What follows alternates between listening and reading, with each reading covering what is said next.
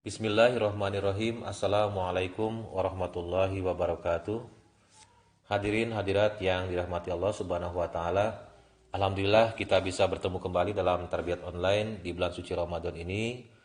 Pada episode kali ini, insya Allah saya akan menyampaikan topik bahasan mengenai ibadah itikaf dan hikmahnya, terutama di tengah suasana pandemi COVID-19. Sebelum kita membahas lebih jauh tentang bagaimana tuntunan dan sunnah Nabi Shallallahu Alaihi Wasallam dalam itikaf ini, ada baiknya kita pahami lebih dulu arti itikaf baik dalam kamus maupun secara bahasa. Itikaf diambil dari kata dasar al-ukuf, kemudian kata akofa, ya'kufu, artinya mempersembahkan, mendedikasikan, mulai bekerja, menekuni atau disibukkan dengan. Jadi secara istilah bahwa itikaf artinya adalah tinggal diam di masjid dengan niat yang khusus untuk beberapa waktu untuk mendapatkan pahala dan ibadah.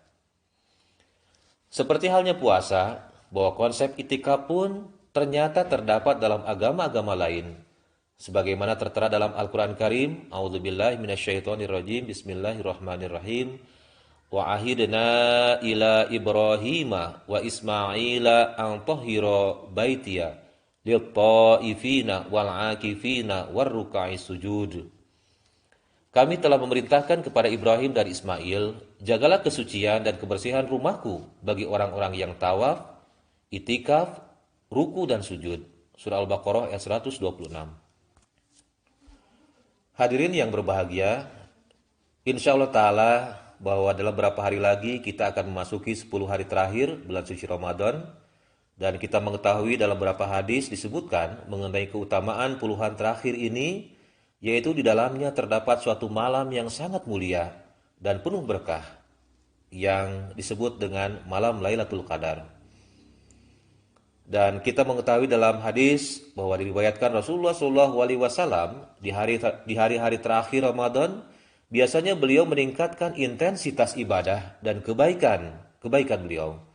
Sehingga digambarkan dalam riwayat bahwa ibadah dan semangat kebaikan beliau lebih kencang ataupun lebih cepat daripada hembusan angin. Bahkan keluarga beliau pun tidak beliau tinggalkan.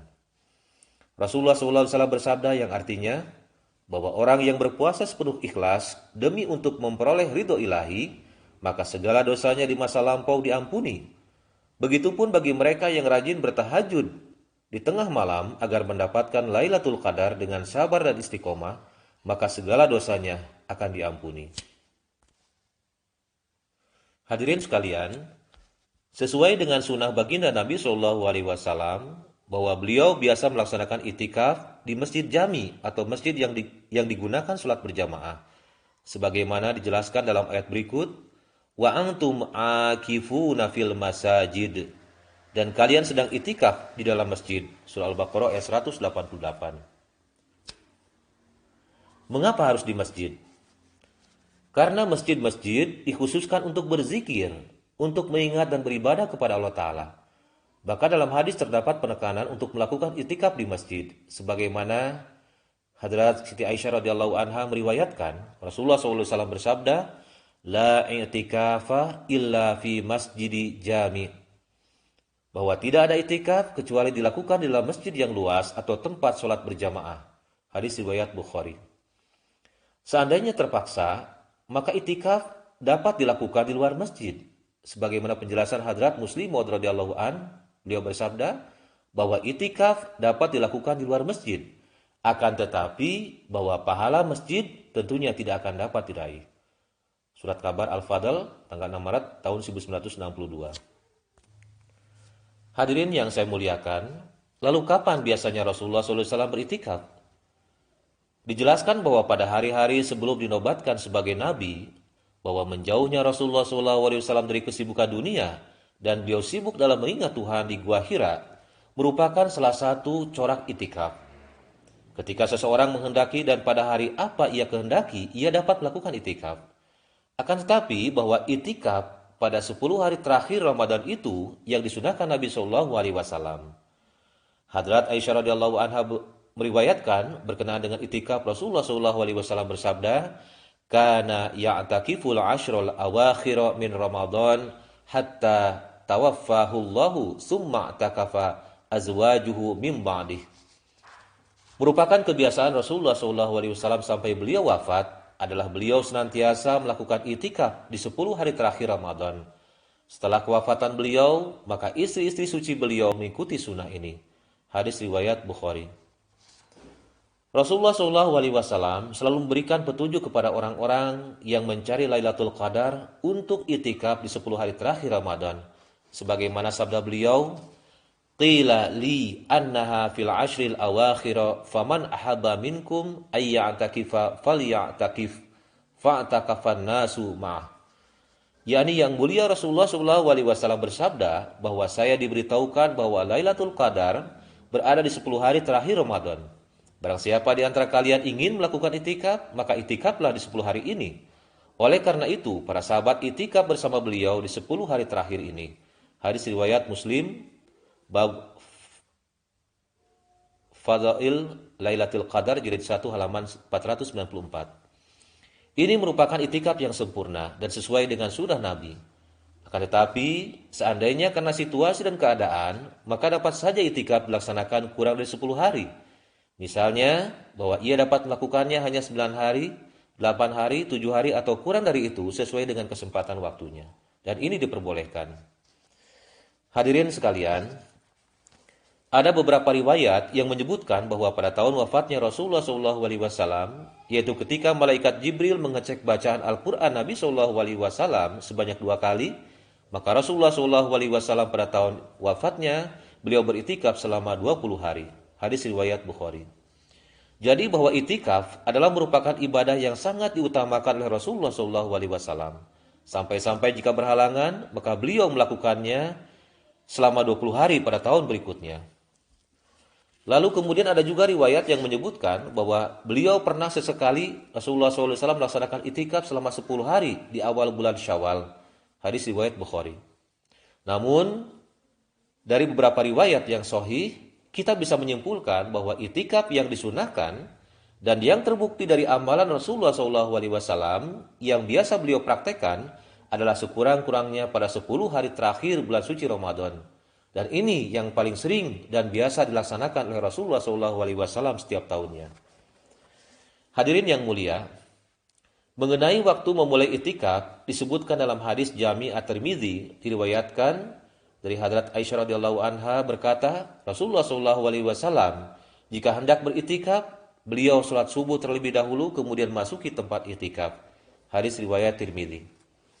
Jadi bahwa itikaf hendaknya dimulai dari sholat subuh tanggal 20 Ramadan, karena sudah jelas bahwa Rasulullah SAW biasa melakukan itikaf 10 hari, dan 10 hari genap ketika itikaf dilakukan pada tanggal 20 Ramadan pagi setelah sholat subuh. Hadirin rahimakumullah, berikutnya ada beberapa hal yang hendaknya diperhatikan ketika kita akan melakukan itikaf. Di antaranya, yang pertama adalah larangan bagi mu'takifin atau mu'takifat yang itikaf tidak boleh bercampur dengan istri. Karena ini akan membatalkan puasa, sehingga otomatis itikaf pun menjadi batal. Sebagaimana dijelaskan dalam surah Al-Baqarah ayat 188. Lalu yang kedua, bahwa tetap berpuasa dan tidak keluar kecuali kebutuhan yang sifatnya mendesak, seperti halnya buang hajat atau kebutuhan manusiawi lainnya. Bahkan yang disunahkan atas orang yang beritikaf adalah tidak menjenguk orang yang sedang sakit, tidak mengiringi jenazah, serta tidak bercampur dengan wanita, dan tidak keluar untuk suatu keperluan kecuali karena sesuatu yang harus ia lakukan, yaitu hadis tercantum dalam hadis riwayat Abu Daud.